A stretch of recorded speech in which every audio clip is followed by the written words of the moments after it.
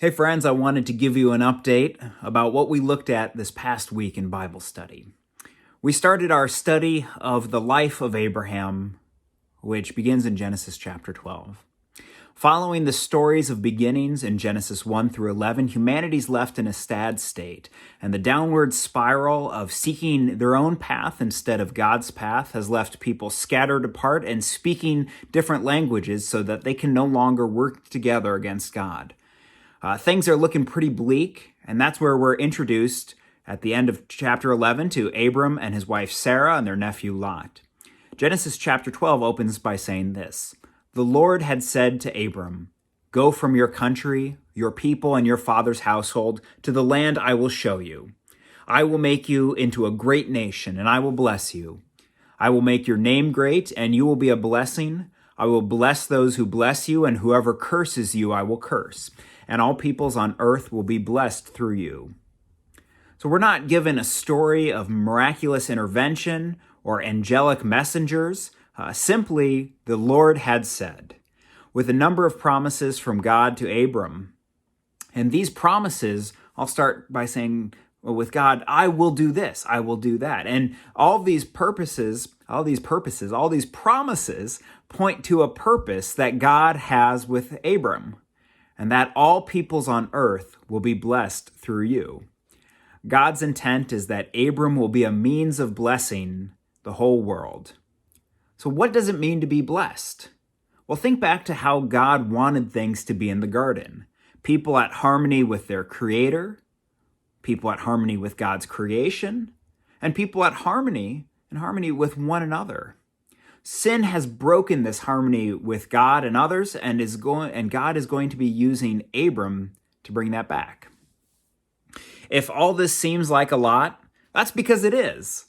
And yet Abram still goes. He starts a journey with his feet, discovering the new land that God has prepared to fulfill the promises that God has made.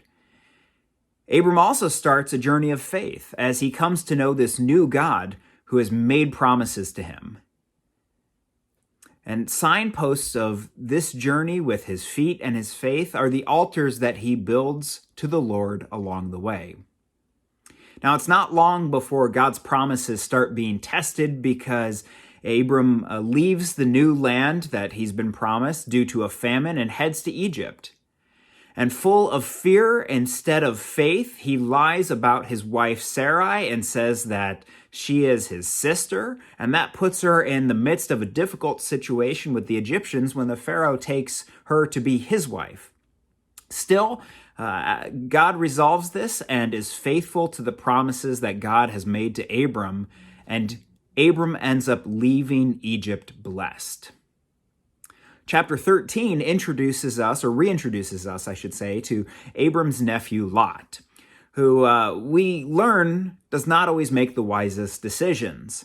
After facing an abundance of blessing, literally they have so many animals that the keepers of the animals are running into each other and it's causing problems. Abram and Lot need to split up. So Lot scouts out the land that he looks at and he thinks that is going to be the best.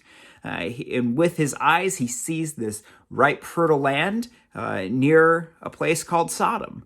And he doesn't seem to realize that Sodom is a seriously sketchy place. But he goes there anyway, and Abram instead goes the other direction. Abram gets a message from God reaffirming God's promises to him by showing him the land that he will possess. Abram is invited to walk around north, south, east, west, and to survey the land that God has given him.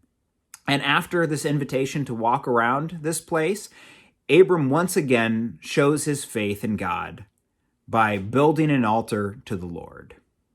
And that leaves us where we are in chapter 12, where Lot's land decisions land him in some serious trouble. And so that's what we're going to be talking about tomorrow night, Tuesday night at Bible study, and I hope you can join in as we continue our study in the book of Genesis on the life of Abraham. Take care.